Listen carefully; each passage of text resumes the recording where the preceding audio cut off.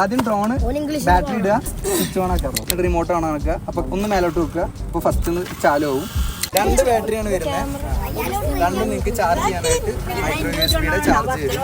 ഒരു 15 മിനിറ്റോളം നിങ്ങൾക്ക് ബാക്കപ്പ് കിട്ടുന്നതാണ്. ഇതേപോലെ നോർമൽ ഇൻസേർട്ട് ചെയ്യുക, പവർ ബട്ടൺ ഓൺ ചെയ്യുക, റിമോട്ടിൽ കാണിക്കും. ഇതിന്റെ ഗാർഡ് വരുന്നുണ്ട്. ഇതിട്ടിട്ട് നിങ്ങൾക്ക് പഠിക്കുന്നവരെ ഓടിച്ചാൽ മതി. അപ്പോൾ പിന്നെ ഫാൻ ഒരു 4 എക്സ്ട്രാ പ്രൊപ്പല്ലർ നിൽക്കുന്നുണ്ട്. പിന്നെ അഴിക്കാനുള്ള സ്ക്രൂ ഡ്രൈവർ. ഡ്രോൺ FPV എന്ന് പറഞ്ഞൊരു ആപ്പ് ഉണ്ട്.